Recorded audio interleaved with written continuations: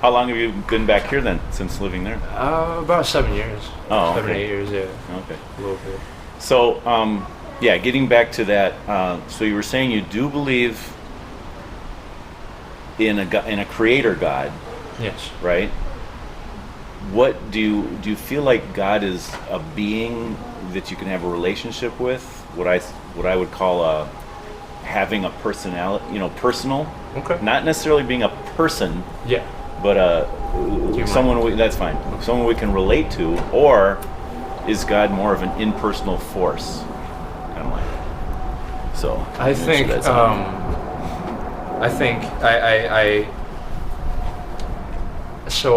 I've dabbled back and forth with this notion of God. As a kid, I grew up with this idea of an imaginary friend that I spoke with all the time, that I did pray to in that sense. Yeah. And then as I got older, I learned about Christianity, I became more involved in that. Yeah. And then I took philosophy in high school, and then I became an atheist. And then eventually it turned me into an agnostic. But since the last couple of years, where I've been going to a different path, going towards a more outward, like you said, a scenic route. Yeah. Where I was exploring a lot of different ideas. I think I would argue that I've seen God, and I have an understanding, experienced the idea of a greater being, or designer, as I called it one day. And I believe personally that I think that in a lot of ways that we are neglecting that third character, who is God, who is this earth, who is this world, this universe. And because ever since I've accepted this idea, and I've been just reading signs from this world, I've been feeling like I have some kind of personal relationship with a greater being, a greater existence that's telling me that I should go this way and not that way. Hello. Yeah, that's fine. Good to, yeah, Absolutely. How are you, Ophelia? I am fine, sir. I haven't seen you in a while. I know. And are you still working with day. the school? Okay. Every day. Yeah. All right. Hi. Give you a hug. Hi. It's been about a year. I'm sorry, I'm a straggler. I'm not a. This is Preston. I'm a heathen. How are you? Oh, in a way, we all are. I appreciate those words. Yeah, definitely. So, talk to you later. All right. New addition to your family, a son-in-law. That's right. Yeah, I have 2 new additions to my family. 2 of my kids got married recently. So. Wow. You don't look older than my father, but I'm not at the age where I'm ready to get married. No. Yeah, so it sounds like you're taking an interesting path, because a lot of people I've talked to come from a religious background, and then when they go off to college, then they start to question it, and many are veering towards atheism. And it sounds like secular, yeah. Sounds like you went that path earlier, and now you're starting to reconsider it. Did you feel like that the class was like trying to get you to be atheist, or what was it? The philosophy class? Yeah. No, not at all. It opened up ideas. It questioned a lot of ideas that initially did attack those religious ideas.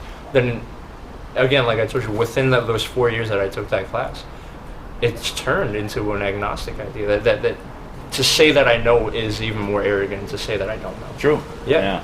And in a lot of ways, St. Thomas Aquinas, I believe he had this idea. Again, it was a good several years ago, but I vaguely remember that he had this theory about the world being like a stopwatch, that each mechanism does not understand its own purpose, but when it works, it creates the motion of time moving. And I do believe that if you really consider every little aspect of this world, everything has its own purpose. Yeah. And so the design is too beautiful for it not to have been created. Yeah. For it to be random, I think, is so arrogant to say. Well, yeah. I mean, I don't know feel. if you've ever look into the fine tuning of the universe for life, right? Is that a book?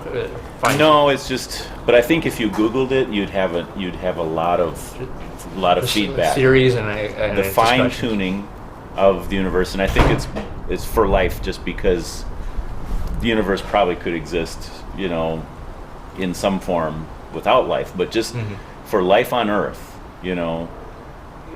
the way they put it is there's so many things that had to be exact that exactly to make life even possible.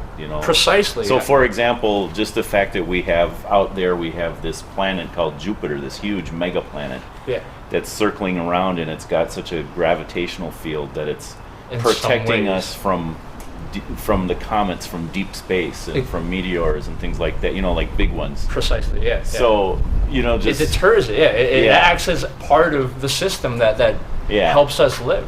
And there's just so many.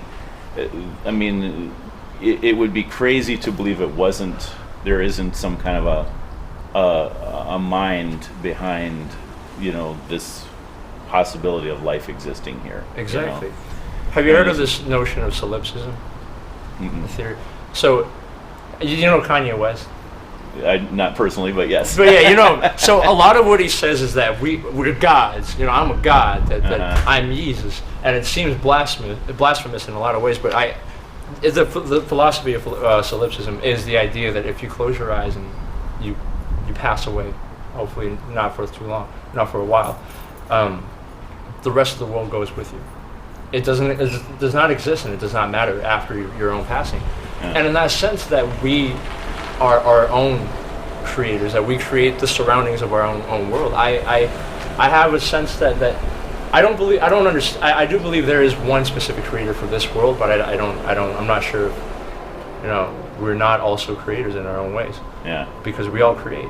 See, my notion of God is the Holy Trinity, or the idea of the what do you call it? I forgot. The Trinity. But there's the idea that the God is omnipotent, omniscient, and omnipotent, omniscient, and malevolent. No, omnivolent. Benevolent. Yeah, benevolent. Yeah. And those three ideas is consistently argued. Oh, sorry. I'm sorry. I'm in church. I should know better. But argued against by this idea called the inconsistent triad, that the three cannot ever exist in the same realm.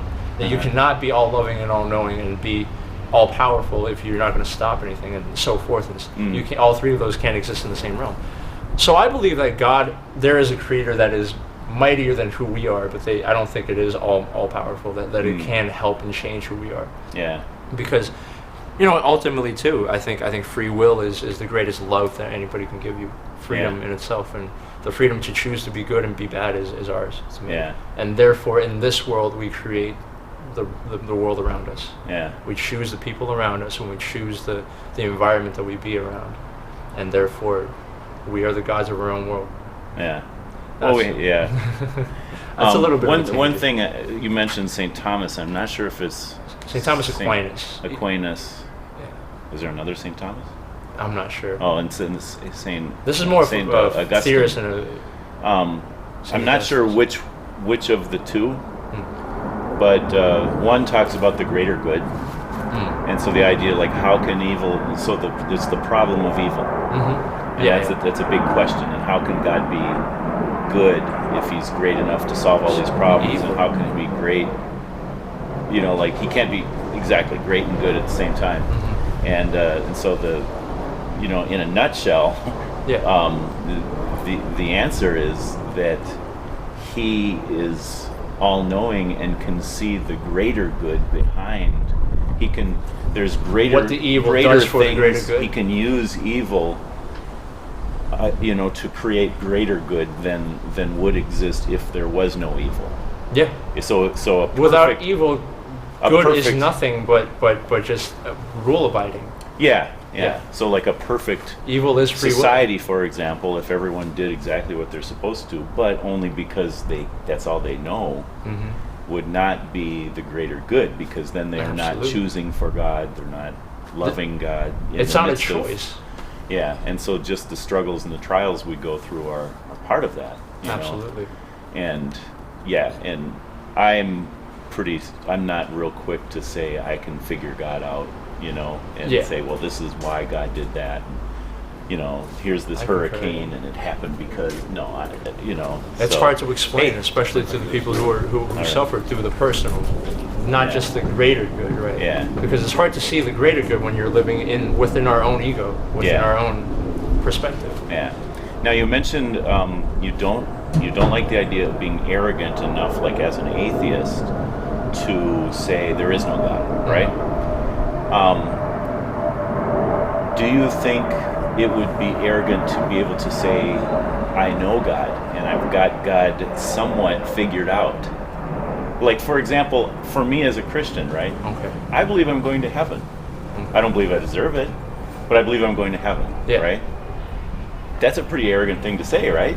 Absolutely. I would argue that. Yeah. And so, hey, Josh. So my perspective is that I think, and this goes outside of the realms of religion as well, just as a person, as for self-growth and everything, you always have to be your biggest fan and your worst critic. Yeah. I feel like to say that I know out to an absolute T that I will go to heaven, I think that is arrogant. Yeah. I'm not saying that you won't, but to believe so much so, that means you're neglecting certain aspects of yourself, because we are all humans. We're not perfect. Yeah. And to say that you are already good, then that's arrogant, because even on a spiritual level, I do believe that the time that we have on life is determined by God. Yeah. And I believe if you believe that you're good enough to go to heaven, then you will end up in heaven. You will be in heaven. Yeah. But if you're not, then you'll believe that you are, and God will tell you that you got some time that you have to work out. You have some things you have to work out, and I believe that. Well, I have to get into this meeting. Of course, real quick, I want to say this.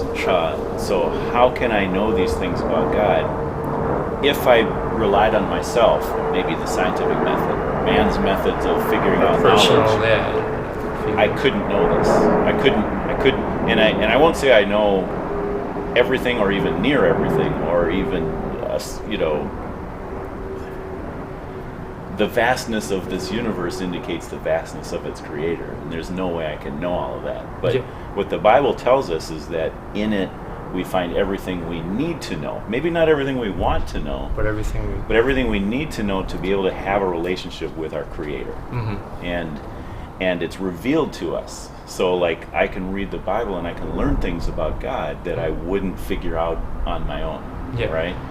And then it teaches me, like, for example, I do believe I'm going to heaven, but not because I deserve it. As a matter of fact, it would be in spite of the fact that I don't deserve it. Yeah. You know? Yeah. So I guess I just want to say that there's that it's possible for a Christian to believe they're going to heaven and not be arrogant about it. Now, I do believe some are arrogant about it. Sure, yeah, of course. And they might even have a false notion of why they're going to heaven, because I think I'm a good enough person. Yeah. But I would say no, it's absolutely not because I'm a good person. I go through life with this constant sense of wonder and awe, like, God, how could you do this for me? Yeah. But you know how the Bible teaches Jesus died for our sins, you know. Mm-hmm. If I could get to heaven through being a good enough person, then the only attitude I would have towards a certainty of going to heaven would be an arrogant attitude, because it would be like, because I'm such a good person and all these people are not. Right, exactly. But the Bible says no, it's by faith in Christ. Yeah. And I am just so glad that people told me about Christ and taught you about that. Yeah, and I just feel so fortunate, you know. Yeah. It's nothing I did to deserve it. It's more like a gift, and I just received it. You know, I didn't do anything to deserve that. May I say this? I believe that's exactly what it is. It's that it goes back to my belief in heaven and hell, and my belief in that idea of solipsism, that we are our own gods. That I believe the object is never to strive for heaven or strive to be closer to God, but for us to always be the best of ourselves. Yeah. And therein lies going back to the last moment of our deaths. No matter how God feels, because that is a third party objective. That again, morality is so subjective that it should be based on your own feelings. That I believe that if you do the best that you do, God will recognize that. Yeah. No matter whether you are in faith of Christianity or Islam or Judaism or Buddhism or Hinduism or Sikhism, as long as you do right by the world, you do right by God, and as I would equate the world to be God, then the world will recognize it in that same faith. Yeah. And so I think to have an object as heaven to be the goal of your life, that is where it creates the arrogance.